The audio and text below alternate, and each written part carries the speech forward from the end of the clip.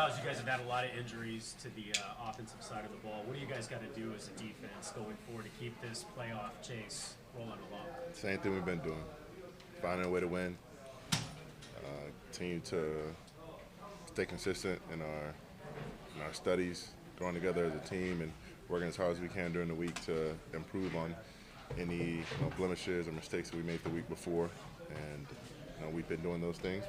And I just got to put it on the field. You guys have gotten to this point with a lot of quarterback uncertainty, quarterbacks in and out due to injuries. Does that give you confidence that you can keep doing what you've been doing and still be successful? What gives you confidence is the guys putting in work every single day from every position. Quarterbacks from the front to the back, and the guys beside you, and everyone is bringing each other along. I know Jim talked about yesterday that he felt like as you guys were coming back against the Ravens, he felt a tenacity on the defense that was level that you maybe hadn't reached yet as a group. Do you feel that? Was that something that was tangible when you were out there? It was a bit more of a positive reaction, or a confident reaction than we had when we had that tunnel in Seattle, and it was more of a let's go do our job. The mission's not over. The job's not finished, and we have to take that loss to Seattle to grow and mature and to kind of make the plays that we made to win the game against Baltimore. Myles, they had kind of reduced your snaps, right? Jim said he wanted to take some of the load off you early in the season, but then against Baltimore it was almost every snap. So would you prefer it like that? And do you think they kind of saved you for? I mean, Jim said that they kind of saved you for the biggest moments, biggest games. I don't know, man. I'm getting old, so it's a matter of when they call, I'll pick up the phone, but they just don't need me as much anymore. Really, it's up to them. I'm gonna be on the field as much as possible, and if there's a big moment, if I can sense the momentum shifting, whether shifting towards them or we're gonna steal the game and put it away, I want to be on the field, and I'm gonna go out there and take charge. But as far as when things are still kind of weighing in the balance, I think it's smart to allow them to kind of manage things and regulate the reps so that down the stretch I'm still working at full capacity. Myles, does Pittsburgh chip you and get more physical with you than maybe some other teams? Yeah, they do. So, I guess when you go into a game knowing that that's how it's going to be, how do you approach that? Sure, we got to get more physical with them. Got to find a way. They're going to throw the kitchen sink at me. Well, they got to throw the fridge back, I guess.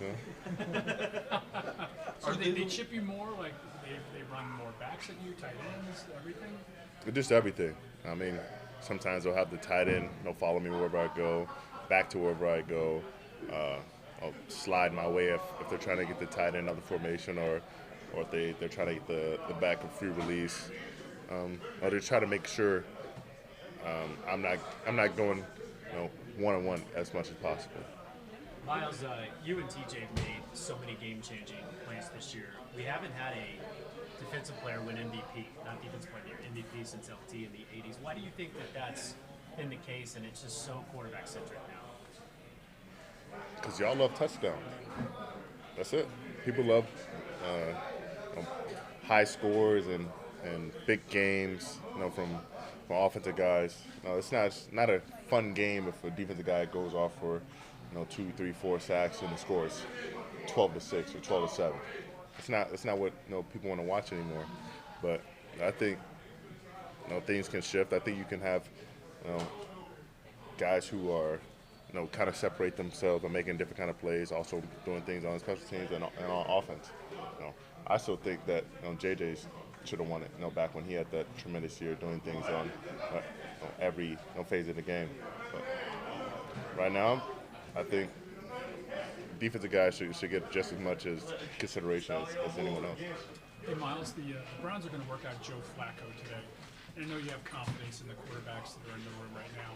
What could be adding a guy like that who's kind of been there, done this? Maturity and experience, a bit of wisdom that, as much as Deshaun has played, Flacco's seen more. He's been to the highest level. He's won, and he can provide that a little bit of a mentor role if he doesn't see the field, being there and being consistent leader. Have you seen a difference in DTR this week than whatever 6 weeks ago when he wound up getting that first start? I think it all just jumps on you so quickly, especially with him not knowing what was going to happen, if he was going to be up or not going to be up. He's always been the same guy. He's always been focused, been about his work. But now it's just like, I've been there, and the worst that could happen has happened. So, and I can climb up from there. What do you see? Pittsburgh's so good late in games on both sides of the ball, but when you look at that offense, I think they've been outgained in every game this year, but they're 6-0 in one-score games. Is there something? Are they doing something different besides just the results being better for them in the fourth quarter offensively when you watch them and study them? Play harder for longer. They know how to finish and make plays down the stretch, and I think sometimes teams just let off the gas just a little bit, and later in the third quarter, fourth quarter, that's when they really turn it up. Myles, this season's gone on, and you've faced more teams who've seen this new scheme you guys are playing. Have you noticed a difference in how teams are handling you specifically and your guys' front as a whole compared to maybe previously? The Tennessee thing was pretty fun, but I think it's guys just making sure that I never know what's coming next. It's alignment with a tight end outside of me. Sometimes he chips, sometimes he doesn't. Halfback chips, chipping through the middle. If I'm a 3 technique, if I'm coming through the middle, they're going to chip me there. There's a lot trying to make me uncomfortable, so I slow down a little bit, and it's just turned up to another level this year. What do you think it would mean to beat Baltimore and Pittsburgh back-to-back, especially given everything you guys are going through? Without your starting tackles, without Deshaun now. I mean, that'd be great. At the end of the day, you just want to go 1-0. At the end of the day, for us, we're trying to get to the point where it doesn't matter who's in front of us. We're just looking forward to doing the work and being the same people, regardless of what we're facing on Sunday. Even just what happened last night, with Joe Burrow, Mark Andrews, does that show you guys that no matter what happens, like you just have to stay laser focused on your own goals because anything can happen, right? Anything can happen. I mean, definitely praying for those guys that they're both doing well when they come back. But you never know, what can happen on any other team as far as injuries. Record-wise, you could lose late, 2-minute, whatever it is. But you have to continue to focus on yourself and how you can continue to improve and win the games that you're supposed to win. As long as you have your destiny in your hands, control it. Don't allow it to get to the point where someone else, winning or losing, dictates your fate. And just from a football standpoint, an NFL standpoint, going into this week, it was so exciting about the AFC North and the big games and everything. I mean, unfortunate is it to come out of this week with Deshaun now out of the picture, and who knows what's going on with Joe Burrow too. Look at it as an opportunity.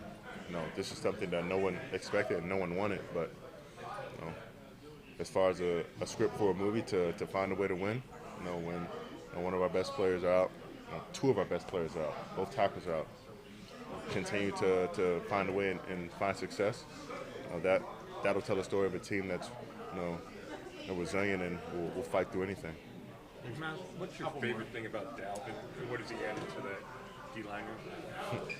Dalvin's the same person every single day. He works his ass off. Likes to have fun, but he always expects more out of himself, and that always inspires us to continue to work hard for him. We don't want to see him getting double teamed all the time. We want to continue to win across the board, so that when he gets free, he's able to make plays himself. And then he's one of the best run stoppers in the league, as far in the middle guys can't move him, and he gets off the ball with the best of them. The last one, Mark Andrews getting hurt last night. There's renewed attention to that hip drop tackle, whatever they call it. How tough is it for you guys in those moments? It seems like they're trying to legislate at times the laws of physics. I mean, you have to deal with it with the quarterback and stuff like that. If they add another rule in there, just how much more does that make your lives difficult? I mean, can't just continue to take tackling out the game. Targeting is one thing. Leading with your head, that can injure you or your opponent. That's something that's just not smart. There's too much data on that for us to be remiss and not take it out the game. That's understandable. But with the quarterback stuff not landing on him and with the hip drop, it's like that. Just to get there is tough enough, and now you have to get there thinking about I got to get the ball out. When I get the ball out, I got to turn, or I got to make sure I stay up. Or when I get to him, I got to wrap him up. But if he's going this way, I'm going this way. I got to make sure I don't drop my hip. I got to turn. It's like I'm trying to slow down his momentum so he doesn't get into the end zone. So my hip's gonna drop. So I don't think he had any intentions to harm him. It's a matter of how one force going that way, his force going that way. He's going to the ground to stop his momentum. It's just part of the game, and it's unfortunate, but that part of the game is probably never going to change. If I follow when you're hitting a quarterback, right? He just gets the ball out just before you arrive. What goes through your mind as that contact is taking place? Are you thinking, I can't land on him now because I might get a foot? Just what goes through your mind when you hit a quarterback after he's gotten that ball out? I mean, half the time I kind of pull up because I don't want to get the penalty. I think they're very sensitive about those. And other time I think I hit him, try to give him a shoulder, but I try not to go to the ground unless I believe he still has the ball. Other than that, I'll just try to give him a shoulder or forearm, and then look where the ball went. Thanks, Myles. Thanks, Myles.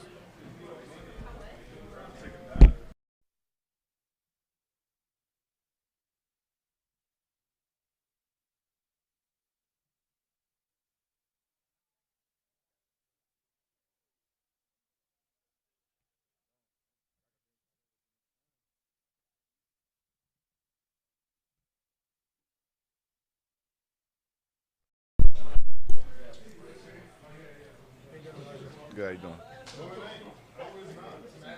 So how have you guys kind of dealt with, now you've had, 3 or 4 days to deal with the Deshaun news. So how as an offense do you guys, I guess, cope with that and then move on? Let's cope with what? Yeah, how do you cope with that and then move on? Yeah, I mean, we're not excited about anyone getting hurt, especially him being our leader. But like I said, every single week when he was down before, it's next man up always. You can't really dwell on that. You got to just keep playing. Who would we be if we would be down? We got to lift, everyone up and show him that we're going to play for him. What do you assume from DTR this week? And I guess, from his last start to now, the growth? Well, last time he started, he only probably got to practice in that day. So having the time to, to build in, I feel like everyone has more confidence in him and in the plan, So either way we go at it, man, we gotta trust in him. And I know I do. I know the guys do. So. What kind of ball does he throw, and do you feel like you two have established a pretty nice chemistry together? Yeah, I mean, with the time that we've been presented, I feel like we do a good job. So, I can't ask none but just wait for Sunday, I know Dorian talked about feeling more prepared this time, and some of that is he knew days in advance that he was starting, Yeah. but it seems like he's been studying more to talk about. Have you seen that from him just being around him this week? I mean, yeah, you see him every single day. He goes out there, he spends a lot of time outside of this, so you can't do nothing but respect him. As a group of receivers, though, how do you help him speed and just kind of especially now that he has plenty of practice under his belt? Just be extra detailed for him. You just lock in extra. That's really the plan for everybody. Did it feel like a weight off to get that touchdown in Baltimore? Yeah, it felt good to score again. I feel like I ain't scoring a long time, so yeah, I was definitely grateful. How about these Pittsburgh Steelers and just the magnitude of this game, and what's at stake for you guys on the lakefront on Sunday? Yeah, I mean, another big game, just like the Baltimore week. You know, I feel like we attack every week the same, though. You know, so we're gonna put our best foot forward. Them just like how we did last week. Joe Flacco was here working out this morning, and you obviously played with him. So what did you learn when you were together in New York about him? I had a great time with him. You know, he's a great leader. He's a vet, and I know anyone that would be around him would have a good time and learn a lot. Have you seen him since he's been in the building yet today? No, I didn't even know he was here. Yeah. And would you think that would be such a welcome addition? And if so, in what way? What do you Yeah. think he would bring? I feel like Joe's a leader. You know, I feel like he has a lot of experience. He knows football.